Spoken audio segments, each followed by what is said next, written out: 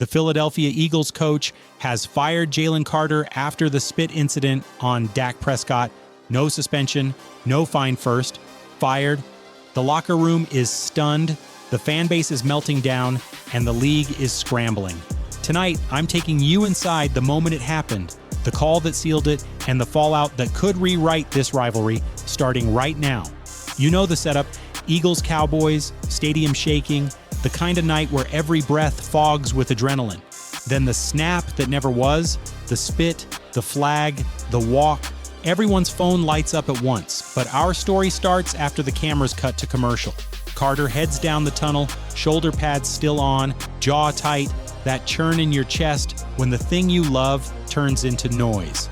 Past the training room, past the equipment cage, into a narrow hallway where the echoes sound like judgment. A door opens. Inside, the head coach, calm, unreadable.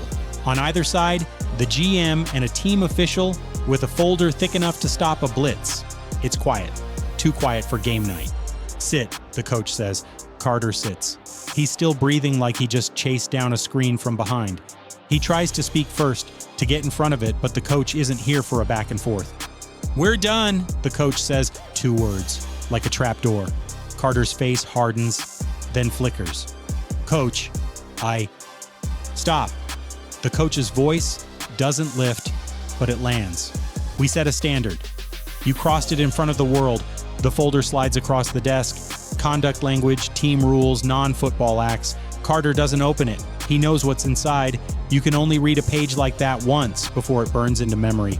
The desk phone blinks. Line 1, owner. The coach doesn't pick up.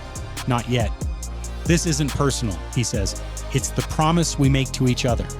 And to the city, Carter swallows. "I'll take the fine. I'll stand at the podium. I'll apologize." "The apology matters," the coach says, "but the standard matters more. It's over." And just like that, a franchise shifts. If you think that's the end, hold up. Because the real storm starts when word leaks, and it always leaks. It starts as a whisper in the tunnel, a text to a beat writer who's earned trust one bland quote at a time, then a post. 3 siren emojis, 10 words that don't feel real. Hearing Eagles have released Jalen Carter after incident, the stadium buzz turns digital. People stop mid-sentence to stare at their phones. Up in a suite, someone mouths, "No way." Down on the sideline, a Cowboys assistant looks at the scoreboard crawl, then at Dak, who just exhales and taps his helmet. No celebration. Even in a rivalry, everyone understands the line between the game and the aftershock. Back in the concrete belly of the stadium, the coach finally taps the blinking phone. "Yeah," he says to the owner. "I told him. We're unified." Security is already briefed. A team staffer has a small, neat list. Pack the locker, escort to the car, coordinate tomorrow's statement. It's clinical. Not cold exactly. Just exact. Outside the locker room, media members crowd the rope line. Is it true? Was it the coach or ownership? Are you kidding me? The PR lead says the same sentence on loop. "We'll have a statement in the morning, but before the sun is up, there's a meeting, and the message is going to ricochet through every player's chest." Morning hits like a whistle. The team sits shoulder to shoulder in the meeting room. No phones, no murmurs, just the soft hum of air vents and the heavy awareness that something irreversible happened. The coach walks in with a coffee he won't drink. He stands on a strip of yellow tape in the center aisle, the place he always stands when he says something that lasts longer than a game plan. "We talk about family," he starts. "Family means accountability. We talk about standards. Standards mean the same rule for every nameplate." Eyes lock in. A veteran in the back raises a hand. "Coach," he says, steady, "does this happen if he's not him?" The coach doesn't look away.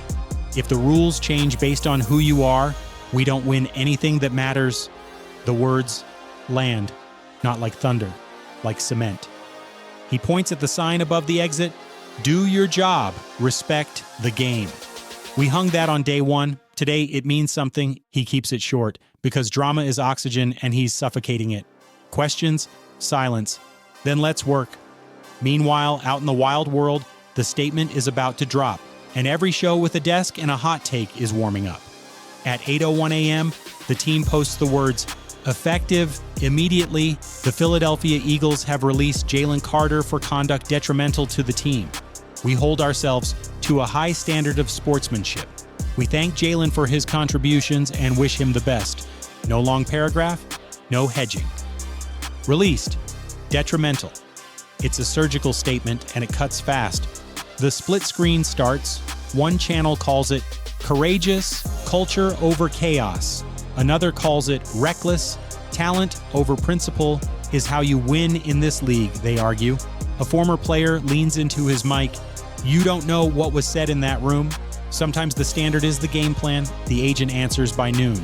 We are disappointed and exploring options. Translation, grievance incoming. The union phones ring, lawyers read clauses out loud like they're calling plays, but there's one voice everyone wants to hear, and he's walking to a podium right now, the coach. The room is packed. Red camera lights glow like brake lights on a rainy night. Microphones bristle on the podium like porcupine quills. The coach's face is calm the way mountains are calm. Coach, why fire and not suspend? Because we say who we are, he replies, and then we act like it. Was ownership involved? Leadership was aligned. Are you worried about the competitive fallout? We're focused on doing things the right way. The football takes care of itself when you do. Will you replace him with a veteran free agent? Next man up. We believe in our room. Do you regret drafting him? The coach lets silence do a loop around the room. I regret that we're here, he says slowly. I don't regret believing in people. He steps away. No cute line, no wink, just clarity so sharp it almost whistles. Now the attention turns to the other side of town, the man at the center of the storm. What does Jalen Carter do next? No cameras, no soundtrack, just an empty gym with one jump rope and the click of old fluorescent lights. Carter is there before the cleaning crew, hoodie up, head down, rope, breathe, count to 100, reset again. He's not on social, he's not watching the shows, he's feeling the thing most athletes hate, stillness. You can fight a man, you can fight a scoreboard. You can't fight a decision that's already happened. His phone buzzes on the bench, messages stack like blitzers at the line. We got you, bro. Keep your head. I know a team that'll call. Clean slate. You good to talk? Coach LAFC. He doesn't answer, not yet. In the mirror, he sees what the world thinks and what he knows and the mile of road between them. He mouths a sentence to himself, the way athletes do when they're writing their next chapter out loud. I'll be the man they thought they were drafting. And while he builds a new rhythm, the Eagles build a new plan, because the schedule doesn't care about your feelings. Inside the facility, they flip the depth chart. A rotational tackle moves to starter. A practice squad kid gets the call your mom text at 5:07 a.m. The D-line coach scribbles a 3rd and 7 package so fast the Sharpie bleeds through the page. Defensive captains watch tape with the volume down. They freeze the screen on the half second before the mistake and talk about posture, eyes, hands. Not to pile on, to prevent the next one. They practice the most boring thing that wins games, restraint. Offensively, they assume the rematch will be a street fight. No extra, the coordinator says. No late shoves. Let the ref throw flags, not us. Everyone nods. Everyone knows it's harder than it sounds. Special teams, hidden yards matter more when star power goes missing. They practice fair catches like they're works of art. Outside the building, the takes are getting hotter, and one rumor just changed the temperature of the whole league office. A few hours after the firing, a memo drafts itself. It doesn't have a title yet, but everyone knows what it will say. Sportsmanship, zero tolerance, non-football acts. The league likes clean openings. They didn't get one, so they do what big organizations do, the reminder memo that also reads like a warning. At the same time, a quiet pushback starts in other front offices. Suspend, don't sever, whispers one GM to a reporter he trusts. You can teach a lesson without lighting a match. Another GM off the record. I respect it. I wouldn't do it, but I respect it. That's the new split screen. Culture versus calculus. One side says you win more by drawing a bright line. The other says you win by collecting great players and managing the storm. Like most debates, the scoreboard will decide who gets to crow. And then there's the city, because in Philly, the city always has a vote. Talk radio burns like a campfire in a windstorm. callers go back to Reggie, to Dawkins, to those moments when defense felt like identity. If the rule is the rule, then keep the rule, one caller says, voice shaking. Another snaps back, we're not a monastery, we're a football team. On the sidewalk outside the stadium, a group of fans holds up a poster, standard greater than star. Another group counters with win the game. The debate is loud, but the eye contact is respectful. Philly can fight with itself all day and still feel like family at night. A bar owner 2 blocks from the arena hangs a chalkboard sign out front. One city, one standard, one next game. It gets more selfies than the food. Speaking of next games, Sunday is already walking toward us like a challenge. Can the Eagles win without the guy they just cut? Kickoff again, same grass, same lights, a different heartbeat. The broadcast says, without Jalen Carter, like it's a drumbeat. You can feel the players flinch every time it's said, then recover, then stand taller. First series, 3 and out, loud. The defense doesn't celebrate with chest thumps. They nod at each other like men passing a test. Second quarter, a young tackle that no one outside the zip code can name walks a guard back into the quarterback. The ball flutters. Pick sideline goes still for half a beat, surprised by joy, then explodes. Fourth quarter, 1-score game. The offense needs a seal block to close it. They get it. Kneel downs, handshakes. The post-game locker room is chaos. Helmets on the floor, towels tossed, voices cracking. The coach lets them have it for a minute, then lifts a hand. This week was loud, he says. We decided who we are, and then we proved it for 3 hours. That's the blueprint. As they leave, every player taps the sign above the door. Do your job, respect the game. Not because a camera is there, because they need to feel the words on their fingers. Meanwhile, the man who isn't here watches from a couch and makes a decision that will change where our story goes next. He's watched every snap. He knows every stunt by sound. He sees the kid who took his spot play like his hair is on fire. Pride hurts, but pride also heals if you use it right. He scrolls to one name in his phone. The coach, he types, deletes, types again. I will be the man you believed I could be. If not here, somewhere. Thank you for telling me the truth. He hits send. No dots appear. No reply comes back. Not tonight. That's okay. Some bridges don't burn. They just close for repairs. His agent calls. 5 teams want to talk. Not now, he says. Tomorrow. He sets his alarm for 5 a.m. He doesn't need it. He won't sleep anyway. Across the league, conversations are happening in rooms with no windows and long tables. Who takes the risk? Who believes in redemption? One coach from a team known for edge and chaos says, we can handle it. We've handled worse. Another coach who builds from the inside out says, we'll meet him. No promises. A third team floats a contract with tight language, bonuses tied to snaps, behavior clauses you could see from space. Carter sits in those rooms with a different posture. No bravado, no, you'll see, just sentences that start with I messed up, I own it, I'm fixing it. You can hear the truth in how little he says. Back in Philly, players process in their own ways. One guy is angry at the world. He thinks stars deserve second chances on the first mistake. Another says the quiet thing out loud, I love him. I love this team more. Both are telling the truth that fits inside their chest. The coach walks through the building like a man who chose a hill and is ready to live on it. That's the cost of a line in the sand. You sleep by the line. But he also smiles at practice now and then, small and private. He sees young players stand taller. He sees a team that believes their word matters. That's not on a stat sheet, but it shows up when the game gets late and your legs get heavy. And then the schedule gives us the gift we didn't deserve, a rematch. The posters go up across the city. The tagline almost writes itself, no extra.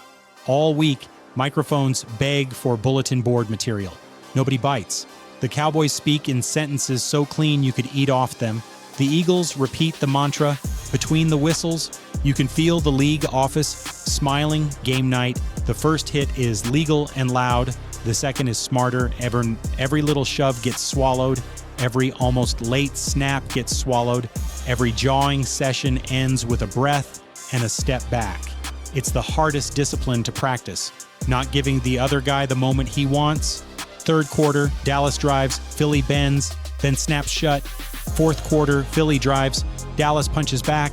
It's not pretty, it's perfect. two teams deciding to let the game be the story. Final minute, someone makes a play they'll tell their grandkids about. It's not who you think. That's the point. The game belongs to the 53 who were there. Afterward, at midfield, Dak finds the coach. They talk for 5 seconds. No one hears. No one needs to. Respect can be quiet. And because this is a story about endings and beginnings, we close where we opened with a decision made in a small room.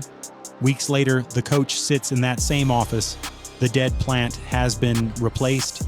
The chair still squeaks when you lean on the left arm. He looks out the narrow window at a practice field studded with cones.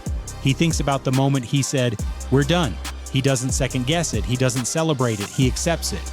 He knows something fans know too. Sometimes you choose a harder path because you want to be able to look your team in the eye and say, "Our word is real." Sometimes you bet that the character you build will cash out in January, not September. And somewhere in another city, Jalen Carter runs sprints until his lungs burn, a trainer shouting splits, a coach taking notes, a new room watching a man try to reroute his story. Will he? That's on him. That's the beauty and the burden of this league. You can ruin it in a second and rebuild it one drill at a time. In this timeline, the headline never changes. Philadelphia Eagles coach fired Jalen Carter after spit incident. It's over. What changes, what always changes, is what people do next. The coach doubles down on standards. The team finds a way. The city argues and then shows up louder than ever. And the player who fell through a trapdoor looks up and sees a ladder he can climb if he wants it bad enough. That's football. That's life. That's our story. So what would you have done? Fire him like this fictional timeline? Suspend and teach? Or roll the dice because talent wins? Tell me your take in the comments, and if you want more wild what-if stories and deep dive breakdowns, hit subscribe and ring the bell. We do this every week, the drama, the strategy, the human stuff that decides it all. Thanks for hanging out. Be kind in the comments, argue hard but fair. I'll see you in the next one.